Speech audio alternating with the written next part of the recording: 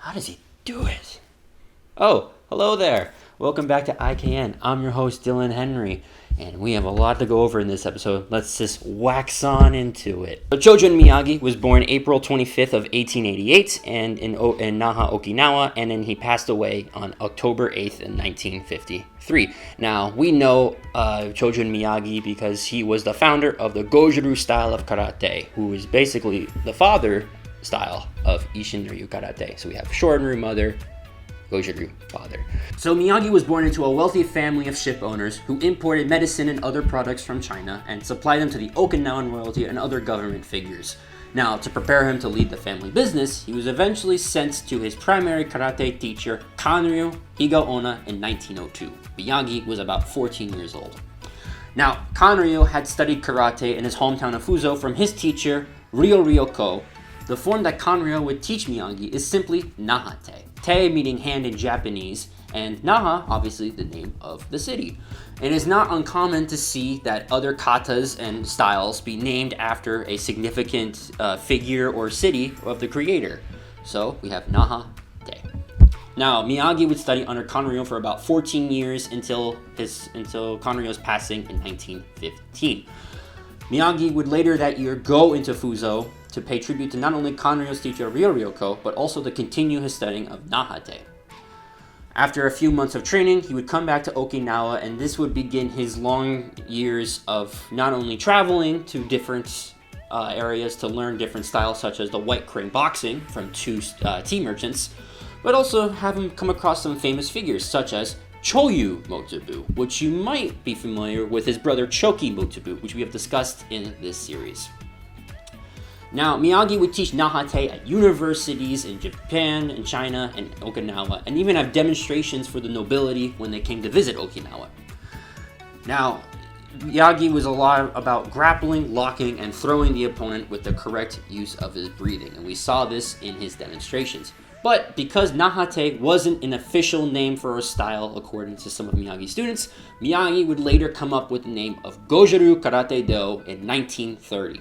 Literally translated, Go means hard, Jo means soft. So we have a hard, soft, and Ryu is style.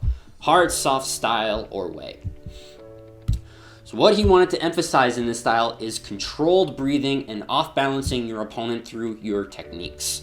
He also had the belief that the training that you would undergo in Goju Ryu would also be applicable in real-life circumstances. So he often encouraged teaching the younger generation this style of karate.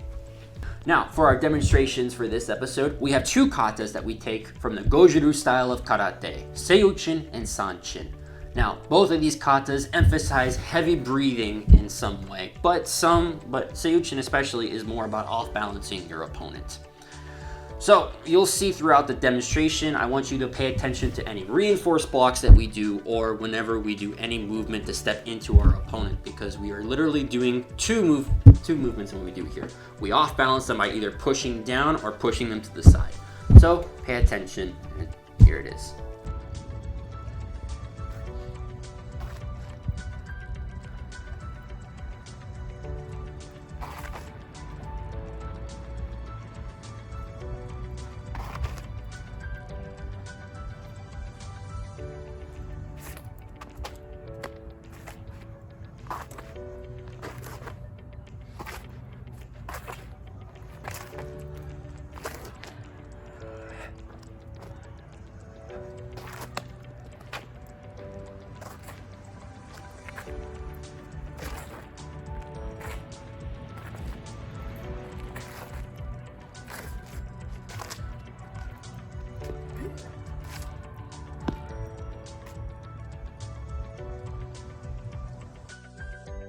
So now we're going to demonstrate the differences in the Goju Ryu style rather than the Isshin Ryu.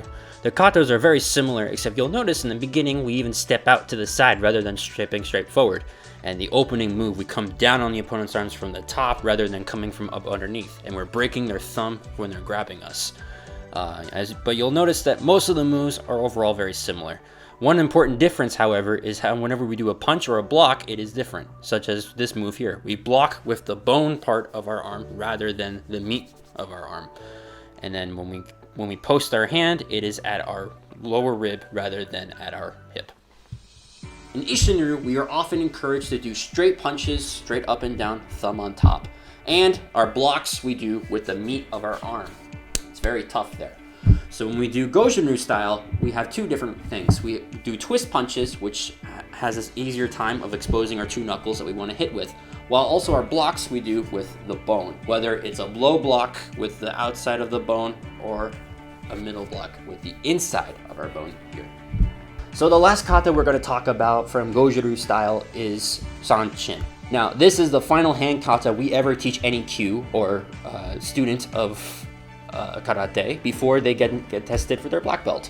And a lot of the times, you'll only see this kata whenever we're practicing it as a group or when we're testing someone. This kata is all about tensing the muscles of your body. Every single thing that can be tensed should be tense in that moment whenever you're doing a technique. The only times we relax during the kata is at the very end when we're done and when we are stepping, because it's really hard to step when you are tensing every muscle. So we relax a little, and then once our foot is back down, from our toes all the way to the top of our head, we are tense because we want to make sure every muscle is locked down. And we emphasize very heavy breathing through our nose, through our mouth. Everything is tense.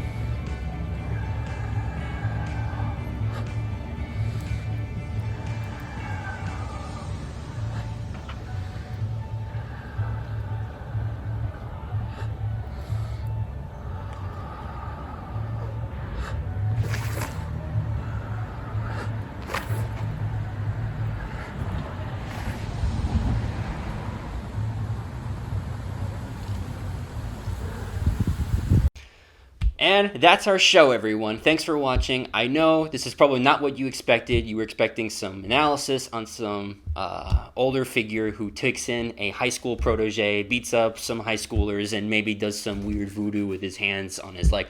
But, I mean, that's probably best for the movies. So anyway, I hope you guys enjoyed. I just wanted to say I'm sorry again for having this episode be a week late.